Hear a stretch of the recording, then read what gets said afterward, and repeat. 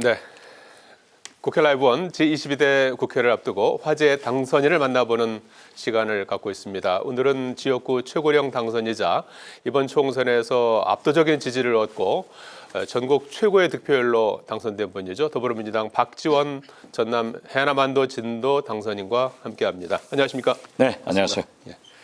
우선 축하드리겠습니다. 감사합니다.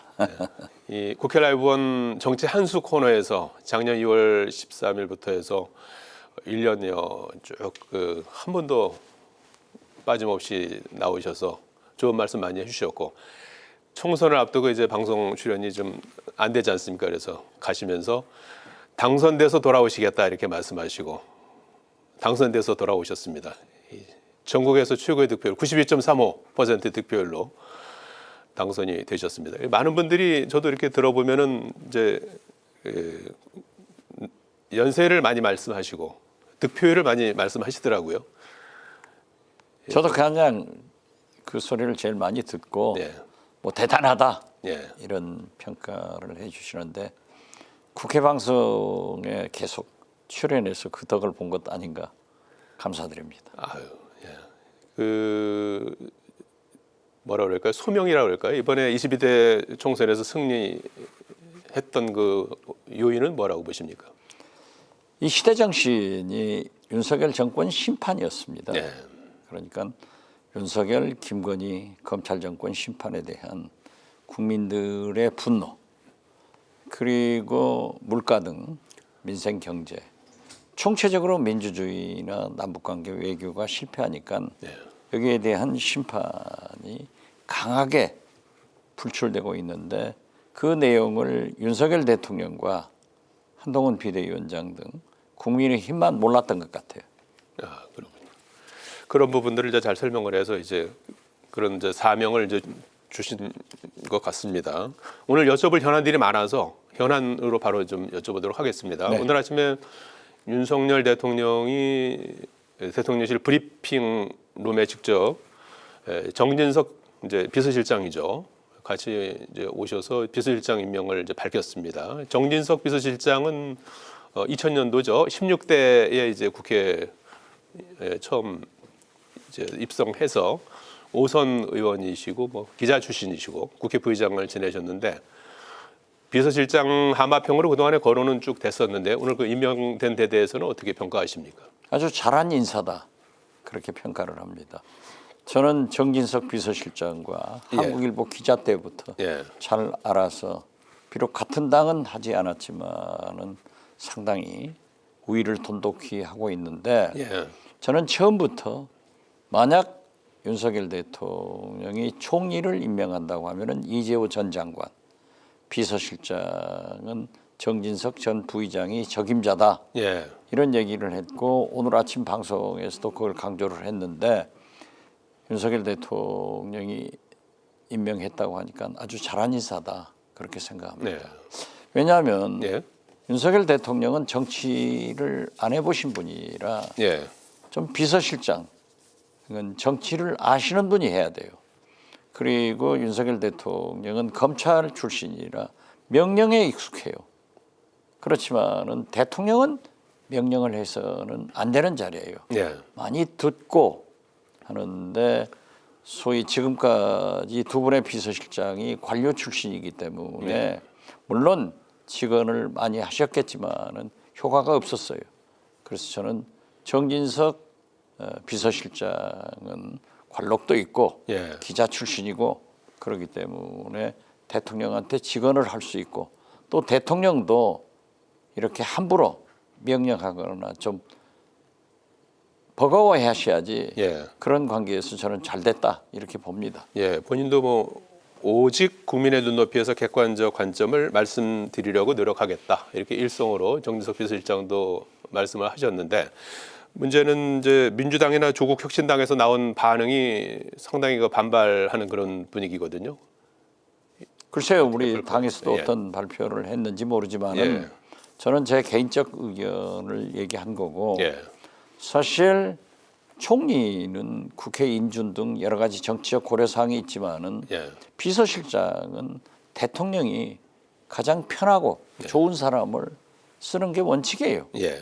그렇기 때문에 저는 정진석 비서실장 선택을 잘했고 또 비서실장이 선택된 다음에 이 총리나 내각을 구성해야지 누구하고 상의하겠어요. 예. 물러갈 사람들하고 하는 것은 바람직하지 않았는데 저는 잘 됐다 그렇게 평가합니다. 일단 기대감을 이제 표시를 한 걸로요. 이렇게 이해가 되고요. 일단 이번 주에 이제 보게 될 수도 있을 것 같아요. 영수회담, 여야 영수회담이 예고돼 있지 않습니까? 그래서 지난주 금요일에 윤석열 대통령과 이재명 대표가 전화 통화로 일단 만나기로 했는데 오늘쯤 아마 한호섭 정무수석하고 천준호 비서실장이 만나서 의제라든지 일정, 배석자 이런 부분을 협의할 거라고 합니다. 그동안에 이재명 대표가 8번이나 만나자고 했는데 만남이 이루어지지 않았고요. 윤석열 대통령 취임한 지 지금 2년 이제 다 되지 않았습니까? 그래서 이번 만남이 이제 총선 이후 야당의 압승으로 끝난 총선 이후에 이제 이루어지게 됐는데 정치적인 의미도 좀 있을 것 같거든요. 어떤 의미가 있다고 보십니까? 저는 이번 총선 민심의 결과는 우리 민주당이 독자적으로 180석을 못 넘겼고 175석 또 범민주 개혁 세력이 200석을 못 넘긴 192석 이것은 우리 국민이 황금 분할을 신의 한 수에 투표했다. 이 국민의 명령은 윤석열, 이재명 공동 정권으로 인정을 하는 거예요. 대통령은 윤석열, 국회는 이재명. 그렇기 때문에 저는 처음부터 이 수습을 하려면은 윤석열 대통령이 탈당, 거국내각 영수회담을 해야 된다라고 했는데 영수회담이 이루어지는 것은 아주 잘한 일이에요. 잘된 것은 잘한 일이다. 저는 그렇게 봅니다. 과연 이제 두 분이 만나게 되면 의제는 이제 무엇이 되고 어느 정도 성과를 거둘 것인가 하는 부분 아니겠습니까? 오늘 아침에 보면은 여러 가지 이제 민주당의 이제 조정식 전 총장이나 박찬대 최고위원께서 이제 하신 말씀을 보면 의제와 관련해서는 민생에 이제 방점을 찍고 민생회복지원금이라든지 최상병 특검법, 이태원 참사 특별법 이런 부분들을 이제 의제에 이제 올려야 된다 이제 이런 취지의 말씀을 하시고 있고 윤석열 대통령도 오늘 여러 가지 다양하게 이제 들어보려고 한다 의제 제한 없이 이런 이제 언급을 했거든요. 그래서 어떤 의제가 꼭 다뤄져야 되고 어느 정도 성과를 기대하십니까? 민심 즉 국민의 명령대로 여야 영수회담을 했다면은 2년 만에 하는 거 아니에요? 최초로 하는 거 아니에요? 그렇기 때문에 저는 자기가 말하고 싶은 보따리 전체를 다 얘기하고 다 듣고 이런 자리가 돼야지 어떤 의제를 가지고 얘기를 하면은 보다 차라리 그런 게 낫다. 그렇게 해서 여기에서 합의되는 것은 선의훈안 쉬운 것은 합의하고 어려운 것은 뒤로 미루고 구동존의 정신으로 협상을 해야 된다. 보다 중요한 것은 이번 첫 만남에 모든 것이 성공할 수는 없어요. 욕심을 내지 마라 이거죠. 윤석열 대통령도 이재명 대표도 욕심을 내지 말고 오직 국가가 국민이 어떻게 해야 되는가 하는 것으로 집약해서 자주 만나는 그런 것들이 이루어졌으면 좋겠어요. 지금 현재 환율만 하더라도 거의 1,400대 가서 고물가, 고이자, 고유가 살 수가 없어요. 국민이 이렇게 압의 교환하는데 정치권에서 싸울 수는 없잖아요. 그렇기 때문에 저는 의제 없이 이재명 대표도 보따리 풀어서 하실 말씀 다 하고 대통령 듣고 대통령 말씀도 대통령께서 다 하시면은 이재명 대표도 들어서 국가와 즉 나라와 국민을 위한 그러한 합의를 해나가고 어려운 것은 뒤로 미루면서 자주 만나라. 매일이라도 용산과 국회 번갈아 가면서 두 지도자가 그렇게 협의해 나가면은 문제는 해결될 것이다. 저는 그렇게 봅니다. 너무 의제를 조율하는 과정에서 좀 이렇게 서로 이렇게 삿바싸움을 하거나 그럴 일은 아니다. 그렇죠. 제가 이제 이해가 이제 되는데요. 김대중 대통령을 모셨기 때문에 야당 총재로서 영수회담도 대통령으로서 영수회담도 가장 많이 준비해봤고 저는 남북 정상회담도 해본 사람이에요. 그렇기 때문에 너무 의제의 합의에 역점을 두지 말고 보다 더 중요한 것은 형식 예. 그리고 내용 나중에 국민한테 발표하는 과정에서 잘 좀 다듬어졌으면 좋겠다 이런 생각 같습니다. 네. 배석자는 어떻게 보통 해야 됩니까? 배석자는 두 분이 하시는 경우가 많아요. 아, 단독. 예, 단독. 예, 예. 그리고 경우에 따라서는 비서실장 혹은 대변인을 배석시키는데 저는 이번에 두 분이 했으면 좋겠어요. 예. 하실 말 다 하는 거예요. 네. 들을 말 다 듣고. 그러고 나서 이제 뒤에 이제 배석자를 이제 들어오게 해서 조금 더 그래가지고 이제 정리하는. 뭐 발표할 수도 있는 거고. 예. 그렇게 해서 이제 쉬운 거부터 우선 좀 풀고. 그렇죠. 예. 그렇게 해서 다음에 그러나 만남을 다시 한번 또 어떤 기약해야 된다. 경우에도 김건희 특검, 이태원, 최상병 이러한 문제는 이미 국민적 합의가 됐으니까 예. 그러한 것은 특검으로 푼다 하는 것이 돼야지 여기에서 그러한 얘기도 합의가 되지 않는다 하면은 우리 국민은 여야 영수회담은 실패했다 이렇게 결정 볼 거예요. 예. 그런 부분에 대한 합의는 이제 필수적이고. 그렇죠. 예. 알겠습니다. 지금 그 총리 인선이 이제 남지 않았습니까? 오늘 비서실장 임명은 한 거고요. 총리는 뭐 아시는 것처럼 의원 과반 출석에 이제 과반 찬성이 돼야 통과가 되기 때문에 야당의 동의가 필수적이죠. 그래서 총리 문제도 그러면 영수회담에서 좀 언급이 돼야 되지 않겠습니까? 그것도 언급될 수 있을 거예요. 예. 만약 제가 얘기했던 대로 영수회담을 하셔서 거기에서 박영선 전 중기부 장관을 추천했으면 얼마나 좋았을 거예요. 이걸 잘 못해가지고 지금 삐그닥거리고 있잖아요. 예. 그러나 저는 기습적으로 윤석열 대통령이 이재명 대표에게 누구 추천할 테니까 인준해 주십시오. 이런 일은 안 해야 된다. 그러니까 만약 거국 내각을 구성한다 하면은 두 분이 합의해서 좋은 사람을 추천하면은 민주당이 인준해야지.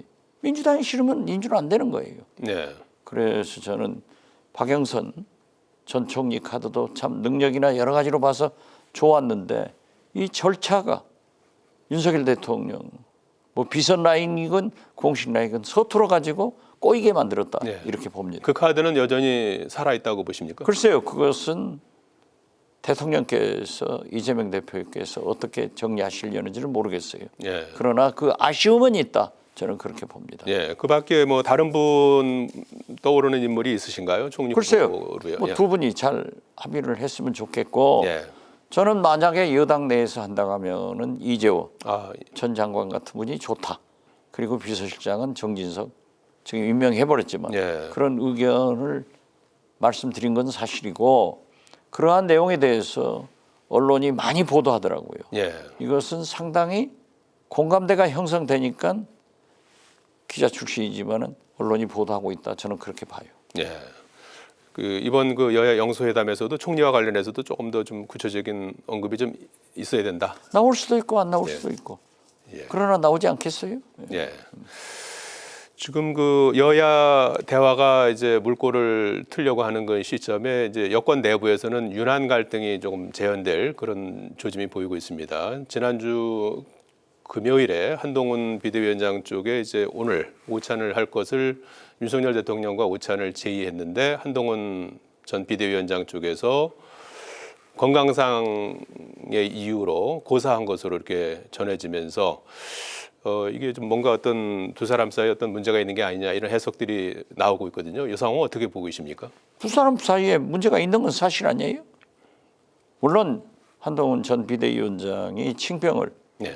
빙자해서 안 갈 수도 있지만은 제가 볼 때는 만나기 싫다, 굴복하기 싫다 이런 의지로 받아들여요. 예. 어떻게 됐든 홍준표 대구시장이 배신과 용기에 대해서 얘기를 하니까 한동훈 비대위원장은 예.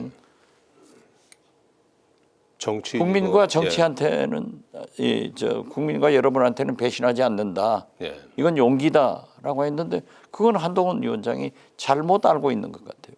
만약에 총선 기간 동안에 국민적 합의가 있었던 김건희, 이태원, 최상병 특검에 대해서 대통령한테 얘기를 하면서 요구를 했다면 그건 용기예요. 예. 그런데 하지 않고 있는 것은 국민에 대한 배신이다. 저는 그렇게 봐요. 예. 그렇기 때문에 저는 홍준표 시장의 지적이 100번 옳다.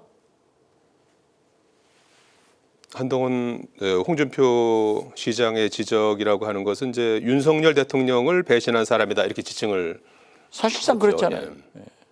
그렇기 때문에 윤석열 대통령이 마땅히 한동훈 비대위원장을 먼저 만나야 하지만은 각을 세우고 있는 홍준표 예. 시장을 먼저 만난 것은 대통령께서도 홍준표 시장 말씀이 옳다 이런 판단한 것도 아니겠어요? 예.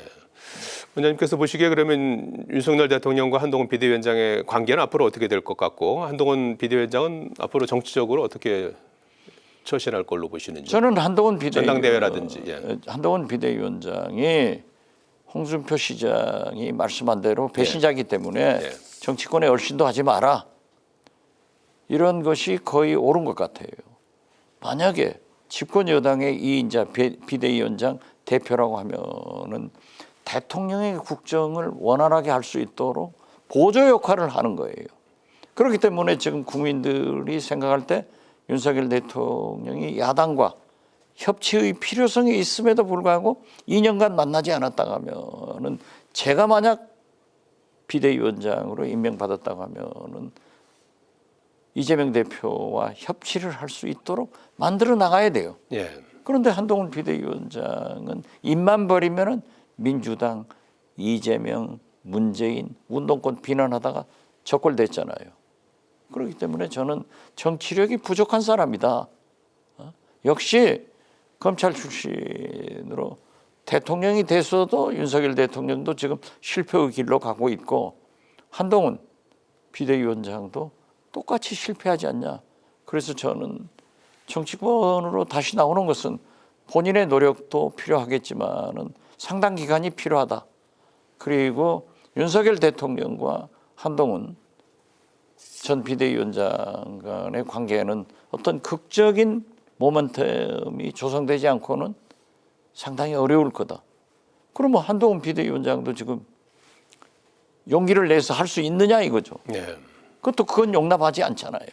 윤석열 대통령이. 예. 저는 그렇게 봐요. 예. 좀 멀어지는 수순으로 가고 있다 이렇게 전망을 해주셨고요. 이미 멀어졌죠 뭐. 예. 끝으로 이제 22대 국회에 이제 입성하시게 됐고 이제 5선 의원 아니시겠습니까? 그래서 국회의장 출마 설도 꾸준히 제기되고 있는 그런 상황인데요. 당선인으로서 어떤 이제 정치를 하실 계획이 있는지. 제가 국회의원장에 출마하겠다 생각이 있다는 얘기는 한 번도 해본 적이 없습니다. 없습니까? 예. 아직 생각이 없고요. 예. 단 지금 현재 윤석열 대통령도 지난 2년처럼 대통령을 하면은 앞으로 3년간 윤석열, 김건희 대통령 네 분도 험한 꼴을 당할 수밖에 없고 나라는 망한다. 민주당도 지난 2년처럼 국회를 하면은 180석을 가지고 정권 재창출도 실패했고 180석을 가지고도 개혁입법, 특검법에 대해서 윤석열 대통령이 거부권 행사하면 먼 산 쳐다보는 이런 국회를 만들어서는 안 된다. 그렇기 때문에 저는 민주당의 원내대표나 국회의장은 예. 정치력, 협상력, 투쟁력이 출중해야 된다. 마치 골프에서도 그러잖아요. 드라이버, 아이언, 퍼터가 좋아야 이긴단 말이에요. 예. 그래서 제가 정치하고 골프 얘기를 잘 하는데 이런 삼박자를 가진 골퍼, 이런 삼박자를 가진 국회의장이 필요하다. 이런 생각을 갖습니다. 예. 정치력, 협상력, 투쟁력이 있는 정치인이 필요하다. 그렇죠. 원내대표가 필요하고 국회의장이 그렇죠. 그런 사람이 돼야 된다. 예. 기준만 말씀을 예. 제가 하셨는데, 하겠다는 예. 생각은 아직 해본 적 없습니다. 예. 오늘 말씀 여기까지 듣겠습니다. 다시 네. 한번 당선 축하드리겠습니다. 고맙습니다. 감사합니다.